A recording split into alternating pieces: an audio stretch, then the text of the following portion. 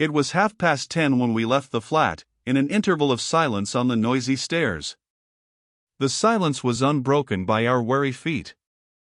Yet for me a surprise was in store upon the very landing. Instead of going downstairs, Raffles led me up 2 flights, and so out upon a perfectly flat roof. There are 2 entrances to these mansions, he explained, between stars and chimney stacks, one to our staircase, and another round the corner. But there's only one porter, and he lives on the basement underneath us, and affects the door nearest home.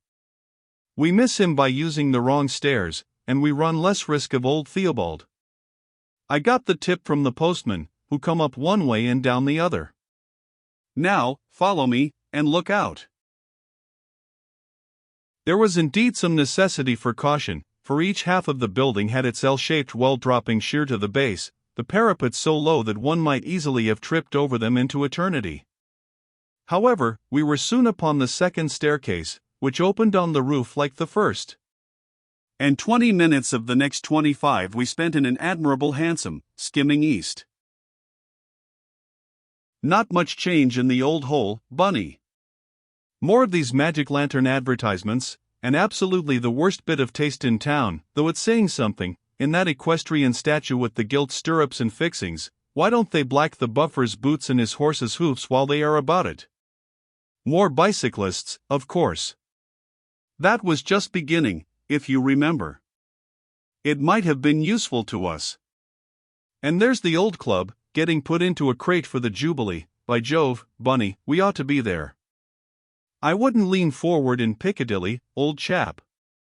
If you're seen and thought of, and we shall have to be jolly careful at Kellner's. Ah, there it is. Did I tell you I was a lowdown stage Yankee at Kellner's?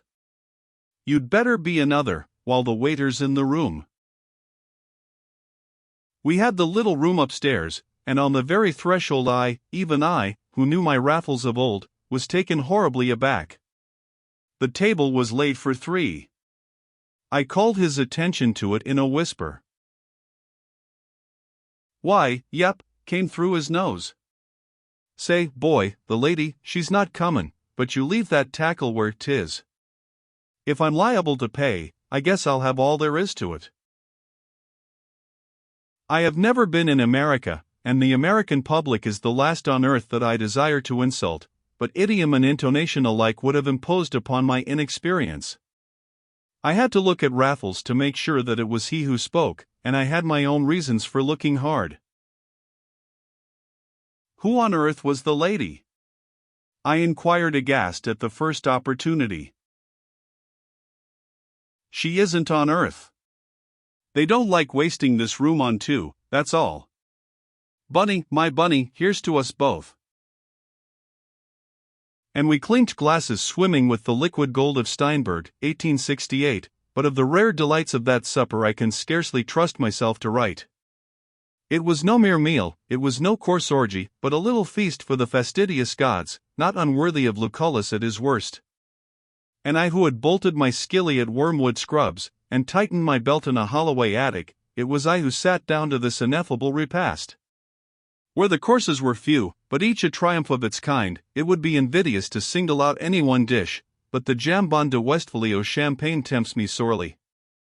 And then the champagne that we drank, not the quantity but the quality.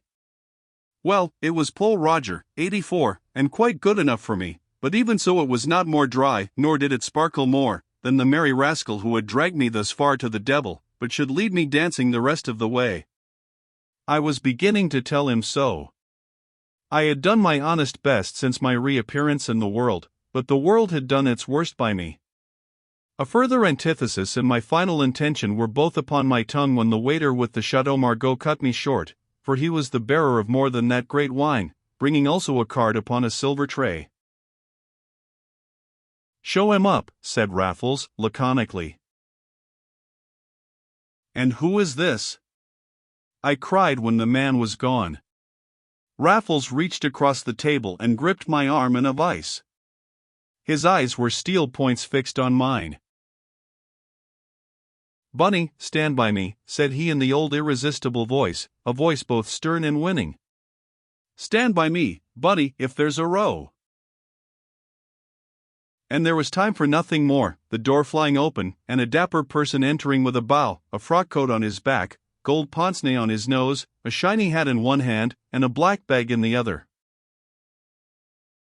"Good evening, gentlemen," said he, at home and smiling. "Sit down," drawled Raffles in casual response.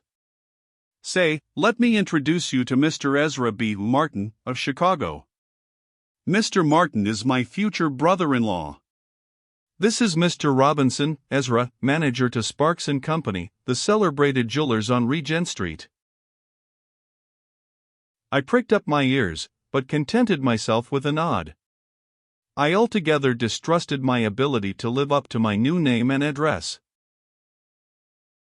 "I figured on Miss Martin bein' right here, too," continued Raffles, "but I regret to say she's not feelin' so good. We light out for Paris on the 9 a.m. train tomorrow mornin', and she guessed she'd be too dead.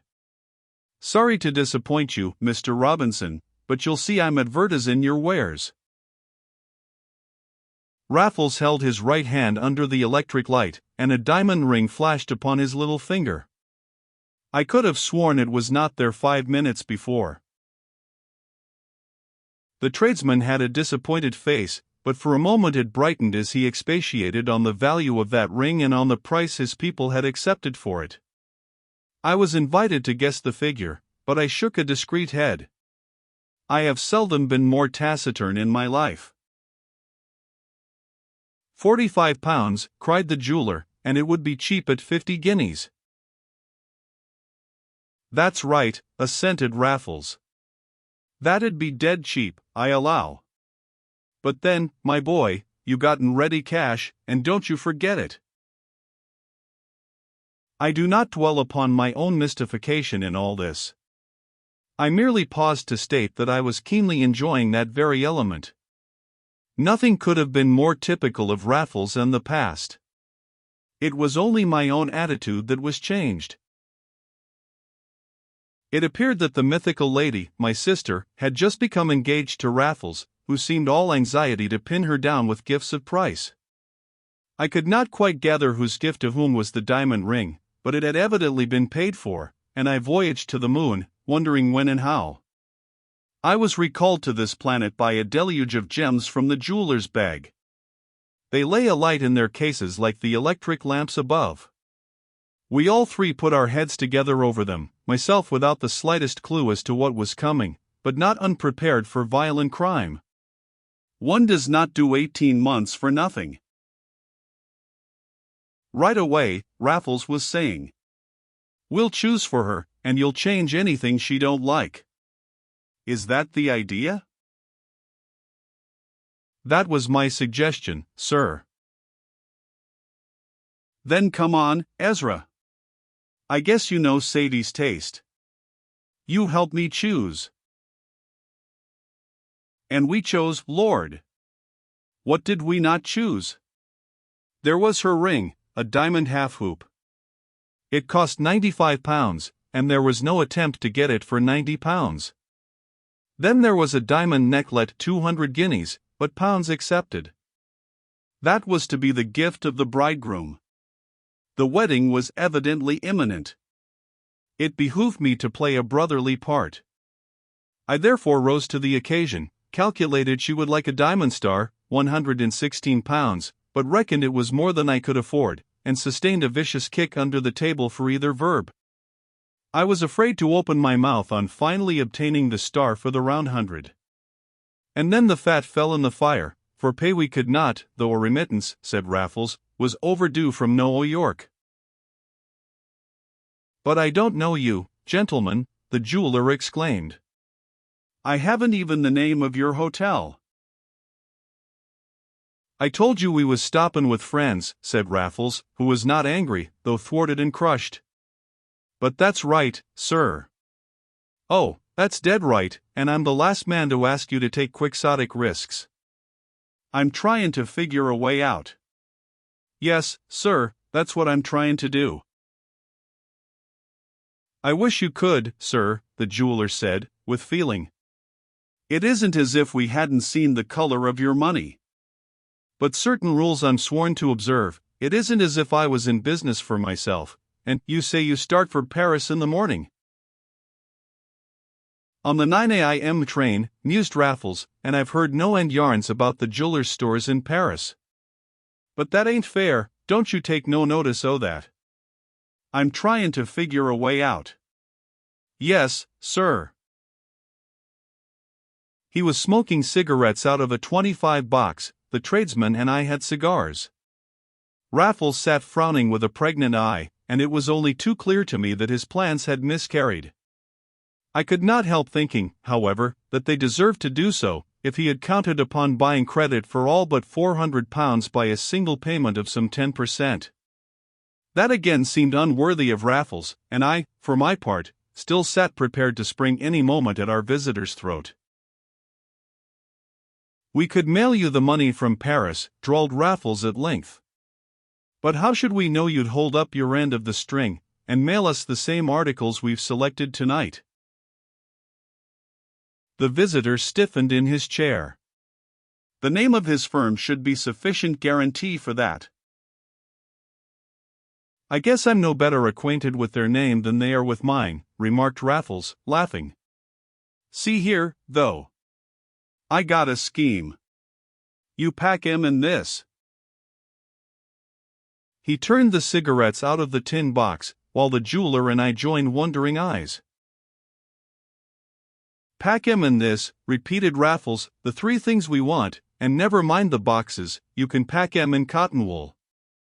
Then we'll ring for string and sealing wax, seal up the lot right here, and you can take 'em away in your grip. Within 3 days we'll have our remittance, and mail you the money, and you'll mail us this darned box with my seal unbroken. It's no use you lookin' so sick, Mr. Jeweler, you won't trust us any, and yet we're going to trust you some. Ring the bell, Ezra, and we'll see if they've gotten any sealing wax and string. They had, and the thing was done. The tradesman did not like it, the precaution was absolutely unnecessary, but since he was taking all his goods away with him, the sold with the unsold, his sentimental objections soon fell to the ground. He packed necklet, ring, and star, with his own hands, in cotton wool, and the cigarette box held them so easily that at the last moment, when the box was closed, and the string ready, Raffles very nearly added a diamond bead brooch at £51.10. This temptation, however, he ultimately overcame, to the other's chagrin. The cigarette box was tied up, and the string sealed, oddly enough, with the diamond of the ring that had been bought and paid for. I'll chance you having another ring in the store, the dead spit of mine, laughed Raffles, as he relinquished the box, and it disappeared into the tradesman's bag. And now, Mr. Robinson, I hope you'll appreciate my true hospitality in not offering you anything to drink while business was in progress. That's Chateau Margaux, sir, and I should judge it's what you'd call an 18-carat article. In the cab which we took to the vicinity of the flat, I was instantly snubbed for asking questions which the driver might easily overhear, and took the repulse just a little to heart. I could make neither head nor tail of Raffles' dealings with the man from Regent Street, and was naturally inquisitive as to the meaning of it all. But I held my tongue until we had regained the flat in the cautious manner of our exit, and even there until Raffles rallied me with a hand on either shoulder and an old smile upon his face. "You rabbit," said he. "Why couldn't you wait till we got home? Why couldn't you tell me what you were going to do?" I retorted as of yore. "Because your dear old phiz is still worth its weight in innocence, and because you never could act for nuts. You looked as puzzled as the other poor devil, but you wouldn't if you had known what my game really was." "And pray what was it?" "That," said Raffles, and he smacked the cigarette box down upon the mantelpiece. "It was not tied. It was not sealed. It flew open from the force of the impact. And the diamond ring that cost £95, the necklet for £200, and my flaming star at another £100, all three lay safe and snug in the jeweler's own cotton wool." "Duplicate boxes!" I cried. "Duplicate boxes, my brainy bunny. One was already packed and weighted, and in my pocket. I don't know whether you noticed me weighing the three things together in my hand? I know that neither of you saw me change the boxes, for I did it when I was nearest buying the bee brooch at the end, and you were too puzzled, and the other Johnny too keen. It was the cheapest shot in the game. The dear ones were sending old Theobald to Southampton on a fool's errand yesterday afternoon, and showing one's own nose down Regent Street in broad daylight while he was gone, but some things are worth paying for, and certain risks one must always take. Nice boxes, aren't they? I only wished they contained a better cigarette, but a notorious brand was essential. A box of Sullivan's would have brought me to life tomorrow. But they oughtn't to open it tomorrow. Nor will they, as a matter of fact. Meanwhile, Bunny, I may call upon you to dispose of the boodle. I'm on for any mortal thing. My voice rang true, I swear, but it was the way of Raffles to take the evidence of as many senses as possible. I felt the cold steel of his eyes through mine and through my brain. But what he saw seemed to satisfy him no less than what he heard, for his hand found my hand, and pressed it with a fervor foreign to the man. I know you are, and I knew you would be. Only remember, Bunny, it's my turn next to pay the shot. You shall hear how he paid it when the time came.